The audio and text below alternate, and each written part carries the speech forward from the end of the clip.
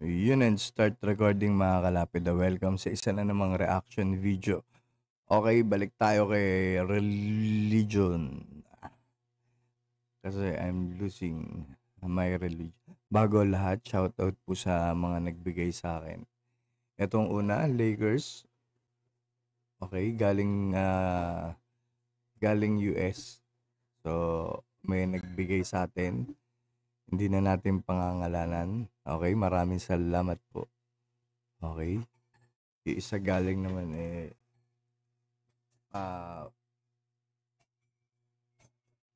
ito pala.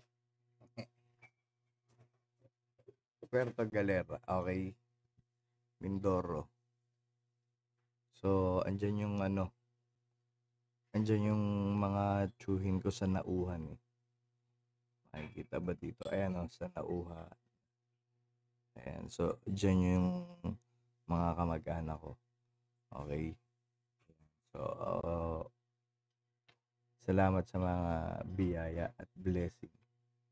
I'm grateful. And I'm always going to be grateful. Okay, so, ito po yung topic natin. Sabi, ito yung mga bagay, ito ang mga may sa demonyong bagay sa bahay mo. So, baka gusto nyo na rin ibigay sa akin kung sa tingin nyo may sa demonyo, di feel free to contact me. Pera lang yung rebulto kasi hindi, yung mga rebulto nga po dito binasag ko na. So, yung iba, baka sakali, di ba? Mapakinabangan pa, PM Miss Daki. Play natin. May mga bagay sa ating mundo na masasabi nating may impluwensya ni Satanas. Ano-ano nga ba yung mga bagay na dapat na nating alisin sa ating mga buhay? Yan po yung ating alamin sa video na ito. Maraming bagay dito sa ating mundo na masasabi nating merong impluwensya ni Satan o kaya man mga bagay na may sa demonyo. Ngayon kapag sinabing mga bagay na may sa demonyo, ito yung mga gamit na pwedeng gamitin ni Satanas. Ayan. So, unang-una, 'di ba, hindi nga tayo naniniwala kay Satanas. Kasi kung meron Satanas, napakatanga niyan. Okay? Kung totoo may Satanas, yan ang pinakatangang nilikha. Yung pagiging Satanas na yan. So, hindi tayo naniniwala dyan. Okay? So, tuloy. Para ikaw ay atakihin. Maaaring yung mga bagay din na ito yung mga bagay na pwedeng magbukas ng pintuan para makapasok sa iyong buhay si Satanas. Sa inyong mga bahay, maaaring meron diyang mga bagay. Hindi na kailangan ng bagay para pumasok si Satanas kung sakalin totoo sa inyong mga buhay. Hindi na kailangan ng bagay, 'di ba? Kasi parang ginawa kay Eva at Adan, kung iyong mamarapatin hindi naman gumamit ng bagay, gumamit siya ahas, 'di ba? So ba't kailangan pa ilagay sa bagay, 'di ba? Para makapasok si Satanas. Kung gugustuhin pumasok ni Satanas sa iyong buhay, nasa dibdib mo na rin yun kasi araw-araw ka naman gumagawa ng masama. Araw-araw ka rin naman nagmumura, araw-araw ka nagsisinungaling, araw-araw ka may ginagawang mali. So, nakatatak na sa iyo, hindi na kailangan pumasok. Kung totoong may Satanas okay, sa akin wala, tuloy. Na hindi nyo alam, merong impluwensya ni Satan o kaya man ginagamit ni Satan para kayo ay mapalayo sa Diyos. So dapat mga kapatid, maalis yon sa inyong mga bahay. Kasi habang nag-stay pa dyan sa bahay nyo yung mga bagay na yan, mas matindi yung pag-atake ni Satan. At the same time, mas madali siyang nakakapasok sa inyong mga tahanan. Ngayon, lilinawin ko lang sa inyo na hindi sumasapi si Satan doon sa mga bagay. So wala akong ganong konsepto. Wala akong sinasabi yung Bible patungkol sa pagsapi ni Satan sa mga bagay. Pero yung mga bagay, pwede niyong gamitin yan para ma-impluwensyahan niya yung mga tao o kaya man atakihin niya yung mga tao. Ngayon mga kapatid, tignan natin, ano-ano nga ba yung mga bagay na dapat alisin nyo na sa inyong mga bahay na may impluwensya ni Satan o kaya 'Di ba? Hindi sasapi pero pwedeng atakihin. Through what? No? man may sa demonyo. Una na dapat yung alisin sa inyong mga bahay ay yung mga rebulto. Kung may mga rebulto kayo sa bahay, dapat Kung may mga rebulto kayo sa bahay tapos luma, mga ivory yung ulo, ivory gawa, at naniniwala kayo kay Ian Akda, PM is Daki, donate nyo po sa akin. Ha? Lalo na yung mga vintage o kaya yung mga antique na santo. Kung kayo po naniniwala dito kay Ian Akda, meron kayong mga rebulto na antique o kaya importante, lalo na yung ulo lang, kahit ulo lang, basta ivory, PM is Daki, sa akin yun na ibigay, tuloy. alisin nyo na po ito dahil ito ay maaaring makaapekto sa inyong buhay pananampalataya. So marami pong iba't ibang mga klaseng rebulto. Kapag sinabi kasing rebulto, ito yung mga Diyos-Diyosan. Ito yung mga bagay na gawa ng kamay ng tao na sinasamba rin ng mga tao. Pwedeng gawa ito sa kahoy, pwedeng gawa sa bato, sa metal, o kung ano pa kung gold, Buddha, PM is Daki pa rin. mga materyales na pwedeng gamitin para makabuo ng isang Diyos-Diyosan. So alam naman natin na ayaw ng Diyos ng Diyos-Diyosan. Ngayon kapag merong Diyos-Diyosan sa inyong mga bahay o rebulto, sigurado na yan yung Meron din satanas-satanasan. Kung may Diyos-Diyosan, may satanas-satanasan. Kaya nga meron tinatawag na tau-tauhan. blocks ng blessing na ibibigay sa inyo ng Diyos. At higit sa lahat, sa pamamagitan yan, yan yung magbubukas ng pinto sa inyong mga tahanan para Yung mga influencer, yun yung tau-tauhan. Yung nagpapanggap na mabuting influencer. Ano yan? Yun yung tau-tauhan. Tuloy. pumasok yung mga masasamang espiritu. Kasi ang gusto ni Satan, sumamba kayo sa ibang Diyos, hindi sa ating Diyos. Kaya dapat mga kapatid, lahat ng mga rebulto, kaya man mga Diyos-Diyosan na nasa inyong mga bahay, itapon nyo na or tanggalin nyo na po dyan. Ay, wag po. Kaya ako mga vintage po, PM is the key. O kaya mag-comment kayo sa akin nyo ibigay. Tuloy. Hindi po yan makakatulong sa inyo. Baka yan pa ang makasama sa inyo. Oo, makakasama sa inyo po yun. Kaya sa akin nyo po ibigay, ha? Yung mga larawan o simbolo ni Satanas. Ngayon, di ba natin alam kung ano ba talaga yung itsura ni Satanas o kaya man ng mga demonyo. Pero mga kapatid, may iba't ibang Wala daw nakakaalam, pero larawan ni Satanas daw. Oh, self-defeating uli. mga simbolismo, kaya man larawan si Satanas na maaaring nasa inyong tahanan na hindi nyo pa alam. So yan ay pwedeng sa mga sinusuot nyo, pwedeng sa damit, sa kwintas, at sa kung ano pang pwedeng isuot nyo sa inyong mga katawan. Ganun din sa inyong mga tahanan, baka meron dyan mga larawan o kaya man simbolismo na hindi nyo alam, kay Satan pala yun, na maaaring yun ay nakadisplay sa inyong mga tahanan. So yung mga simbolismo, hindi pala nila alam eh. Paano nila malalaman? No? Paano nila malalaman? Hindi pala nila alam. Mahirap yung sinasabi mo.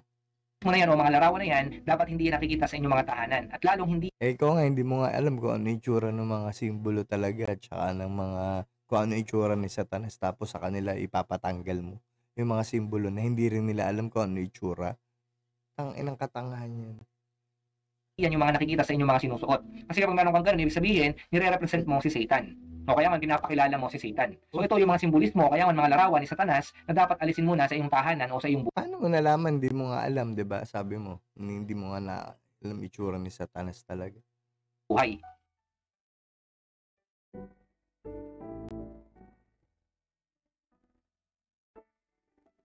Pangatlo, yung mga bagay na sabi mo na pampaswerte.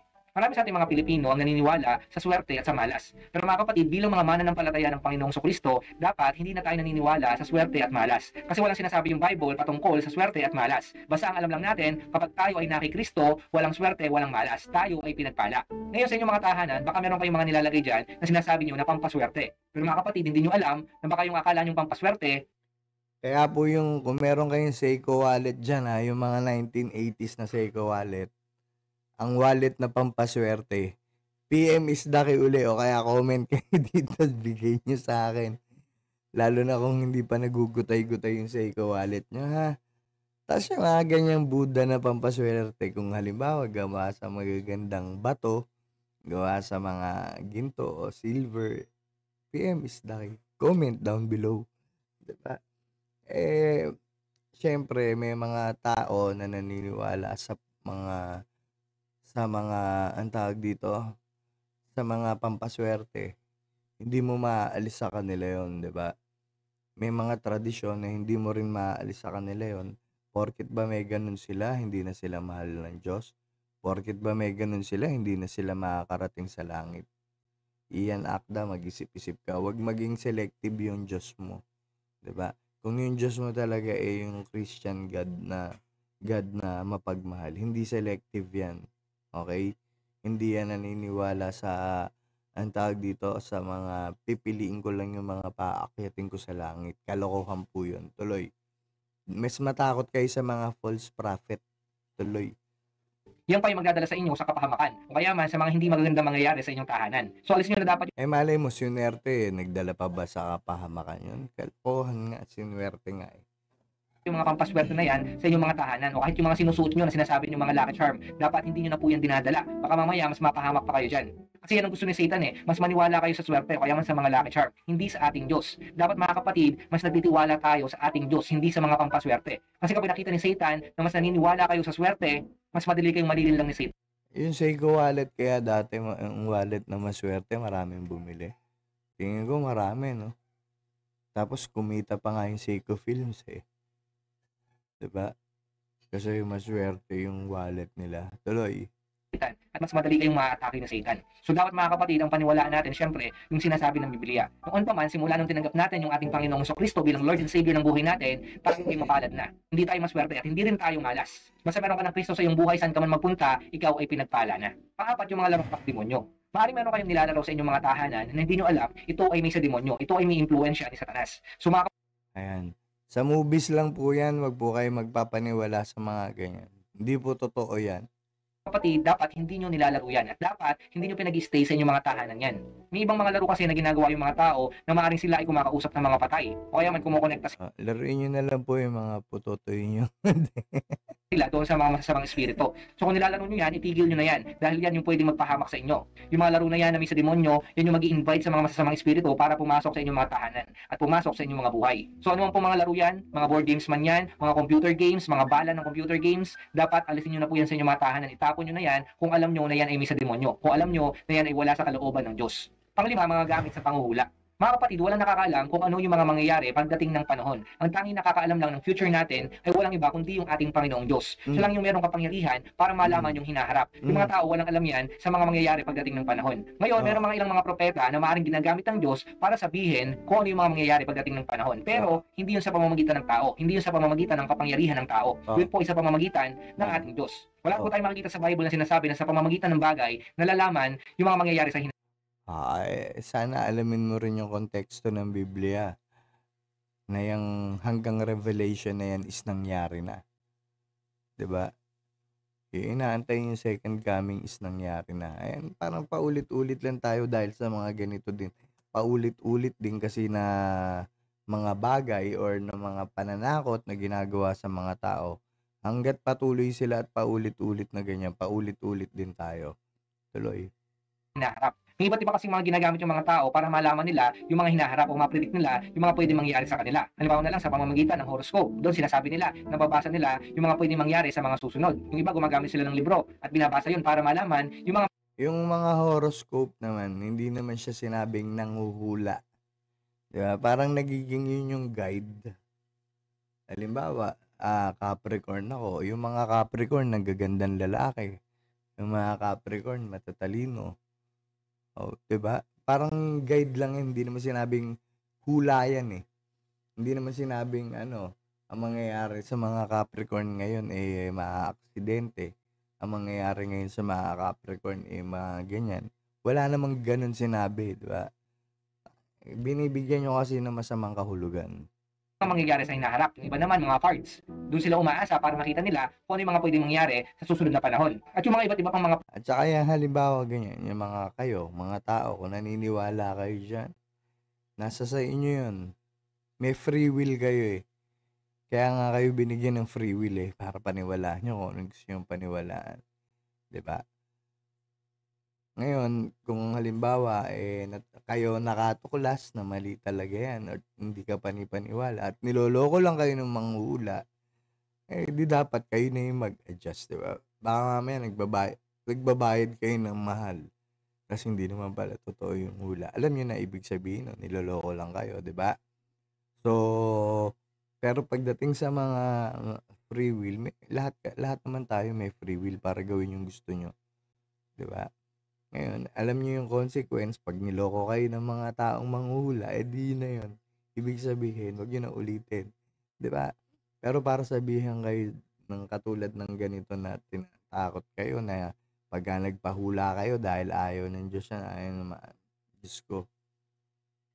Nagsabi pa ng free will kung hindi nyo rin kung hindi nyo rin may exercise, diba? Tuloy. fortune telling na ginagawa ng mga tao. So kung may mga ganyang bagay po kayo sa inyong mga tahanan, alisin nyo na po yan. Wala po yung kapangyarihan para malaman ang mga mangyayari sa hinaharap. Dapat mga kapatid, ang nasa bahay nyo ay walang iba kundi yung Biblia. Dahil nandiyan yung katotohanan. Hindi sa mga bagay na nagsasabi kung ano yung mga mangyayari sa hinaharap. Wala pong katotohanan doon. So yung mga gamit sa panghuhula, sa mga bagay na mangyayari pagdating ng panahon, yan po ay panlilin lang ni Satanas. Ang mga gamit witchcraft o wizardry. Kung may mga bagay sa inyong tahanan na related sa pangkukulam o kaya man sa mga itim na mahika, dapat mga kapatid, alisin nyo na yan. Kasi yung mga bagay na yan mga kapatid, wala yan sa kalooban ng Diyos. Yan ay ginagamit para makapanakit ng mga tao o kaya man gumawa ng hindi tama sa mga tao. Kasi mga kapatid, mga black magic yan. Yan ay mga tungkol naman sa ganyan. Meron din gumagawa talaga yan, mga witchcraft, diba? Mga black magic. Ano masasabi ko diyan, eh, di gawin din nila. Pero kung halimbawa ikaw, eh, hindi ka naniniwala, natatalab sa'yo 'yan kasi naniniwala ka sa Diyos, kahit anong gawin nilang pangkukulam sa'yo hindi mangyayari 'yan, 'di ba? Kasi kaya ka tinatablahan, yung utak mo, iniisip mo totoong merong ganyan, totoong tatablahan ka. Kaya nandun yung ano mo, yung pananaw mo. Pero kung iisipin mo na, ay putres, naglalaro lang yan mga yan. Hindi epekto sa akin yan kasi ano, alam ko protektado na ako ng Diyos. Sa tingin nyo, tatalab yung mga ganyang kulam-kulam, lokohan din yan. Okay? Pero maalis mo ba sa kultura ng tao yung mga gumagawa ng ganyan?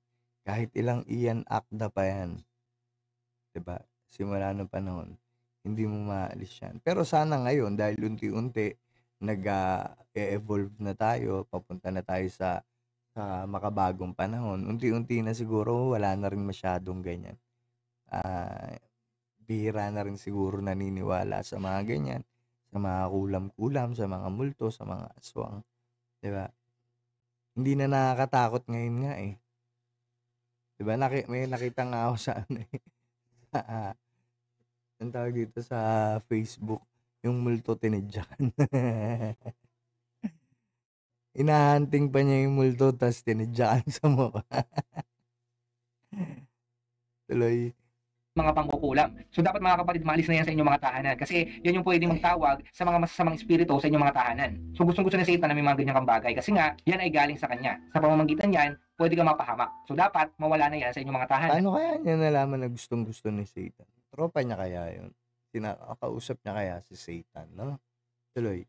At sa inyong mga buhay. At pangpito, panghuli, mga musika o mga palabas na Pangpito, pangdemonyo. So pang-anim meron pa lang po kayo yan. mga CD, DVD, mga cassette, mga VHS, o kung ano mga bala na ginagamit nyo sa pagkikinig o kaya man panonood, mga kapatid, kung yan po ay sa demonyo, dapat alisin nyo na yan.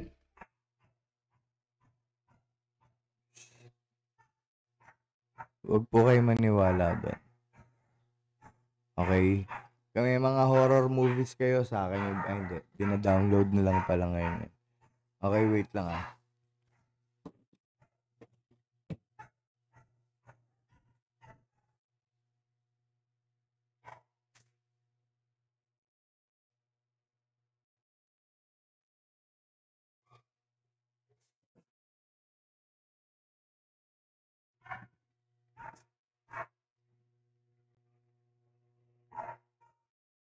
Hello, ingay ng aso namin.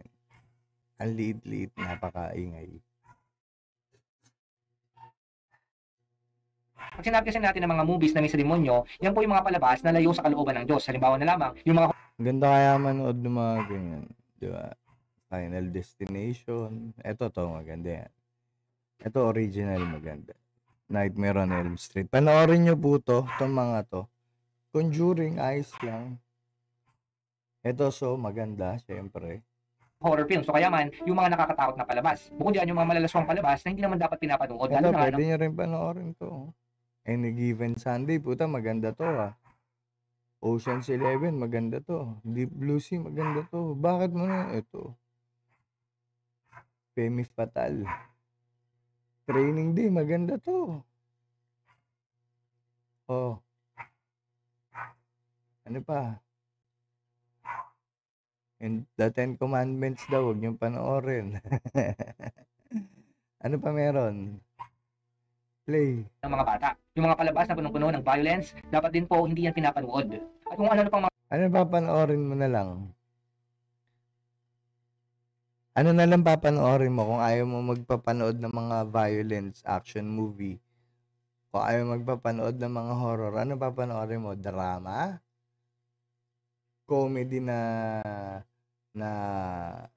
ang tawag dito, na corny? Ano pa? Love story?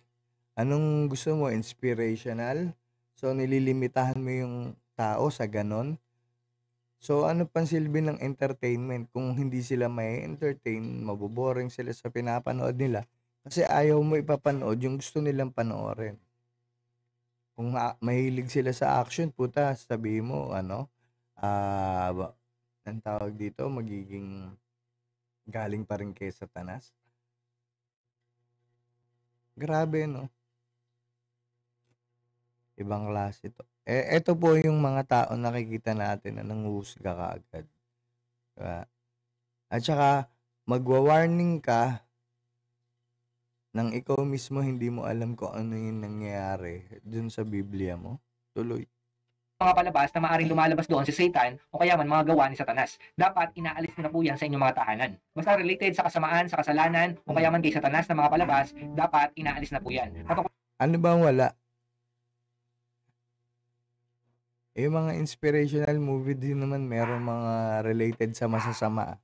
Kasi kung walang masama, walang kontrabida, hindi magkakaroon ng ano yun. Hindi na magkakaroon ng magandang istorya yon. Hindi na magiging balanse, di ba? Kaya nga kita mo yung Fireproof. Yung Fireproof, 'di ba ano nangyari dun sa mag-asawa? 'Di ba naghiwalay kasi nanonood ng ganito yung lalaki, nanonood. Ibig sabihin may masamang pinapakita pa rin, 'di ba? Na eto yung mag-asawa, ganito yung nangyayari, ganyan, ganyan. Ang sabi may masama, ibig sabihin may masamang nangyayari dun sa movie. Kung hindi mo ipapakita kasi yung masama dun sa nangyayari sa movie, hindi mo makikita kung ano yung tama mangyayari dun sa dulo, 'di ba? Kahit sabihin mo action movie yan or horror, 'di ba? Ang nananaig pa rin naman yung mga mabubuti. 'Di ba ganun naman yung nangyayari? Yung iba nananaig pa rin yung halimbawa, nananaig yung kasamaan pa rin. Alam mo naman kung bakit marketing strategy para magkaroon ng part 2, para magkaroon ng part 3. 'Di ba? Kunwari hindi pa natalo, pero pagdating sa part 2 o part 3, natalo naman yung masama. Oh, kahit sabihin mong ano yun violence yung movie, horror yung movie, at the end of the day, ang nananalo pa rin yung mabuti. 'Di ba? Laging naman natatalo yung masama eh. So wala ako nakikita na ipagbawal yung mga movies na nakakatakot or yung mga ano. Siyempre, lahat yan merong ang tawag dito, meron yung rated. Kaya nga may rated 18, may rated R18, 'di ba? May X, may SPG, may ganito ganito. Kasi depende yung movie sa makakapanood. Kasi lalo na kung ang iniiwasan kasi natin dito, ang makapanood ng mga matitindi or mga movie na brutal or kung ano man na nakakasama sa bata, yun yung iniiwasan natin na mapanood ng bata na hindi mo na rin makontrol ngayon minsan dahil sa social media. Mag-scroll lang sila ng Facebook, mag-play lang yun, makikita na nila. 'Di ba? Katulad ng Facebook ngayon si Doc Willie Ong may pinopromote na pero ano yung lumalabas dun sa Facebook? Facebook to advertisement Lumalabas dun nagchuchuktsakan, 'di ba? Paano mo kokontrolin yun? Pagka ganun, scroll ng anak mo, makikita agad yung ganun. Ayan, yun. Ang laki ng Chinese. 'Di ba? Tungkol naman sa musika, tinalakay na po natin dati yan. Kung paano ma-discern yung mga musika na merong impluensya ni Satan o kaya man may sa demonyo. So kung yung lyrics mo patungkol yan sa mga kalaswaan, patungkol sa droga, patungkol sa pera, patungkol sa kasikatan, at patungkol kay Satanas, dapat hindi nyo pinapakinggan yan. So dapat suriin nyo yung mga pinapakinggan nyo. Nang sa ganon, malaman nyo kung ito ba ay may sa demonyo o wala. Ngayon kung nalaman nyo na may sa demonyo na yan, dapat hindi na yan manatili sa inyong mga tahanan o sa inyong mga sige po. Comment down below sa akin yung ibigay itong mga ganitong ayan. Sa akin yung ibigay yung mga yan, sila Marilyn Manson ba yan? Hindi natin nakikita yung iba Kaya, hindi natin kilala yung iba Ito si Tupac ata Oh. Ito totoong mukha na to, delikado yan. Wag yung pag kami nakita kayong ganito sa bahay nyo, tapon nyo na po. Wag nyo na po i-drop sa akin. Wag nyo comment down below. Yeah. Baka may 2 live ko. Si Nas. Oh, di ba? Oh. Rapper yan, rapper si Nas. Yung nasa daily yun, walang kwenta yun. Nang-e-exploit yun. O, tuloy. Puriin nyo yung mga pinapakinggan nyo. Nang sa ganon, malaman nyo kung ito ba ay may sa demonyo o wala. Ngayon kung nalaman nyo na may sa demonyo na yan, dapat hindi na yan manatili sa inyong mga tahanan o sa inyong mga playlist. Dapat alisin nyo na po yan. Dahil sa pamamagitan ng mga movies o kaya man mga pinapakinggan nyo, pwedeng ma-impluensyahan kayo ni Satan sa inyong mga buhay at mapalayo kayo sa ating Diyos. So yan po yung ilang mga bagay na dapat alisin nyo na sa inyong mga tahanan at sa inyong mga buhay. Hindi po yan makakatulong sa inyo. Yan po ay makakasama sa inyo. Maraming mga bagay. Paano kung nare-relax sila makinig ng mga ganong music, no? Nagbibigay sa kanila ng ang tawag dito, idea para magkaroon sila ng ano sa negosyo nila, 'di ba? Paano maaalisin 'yun?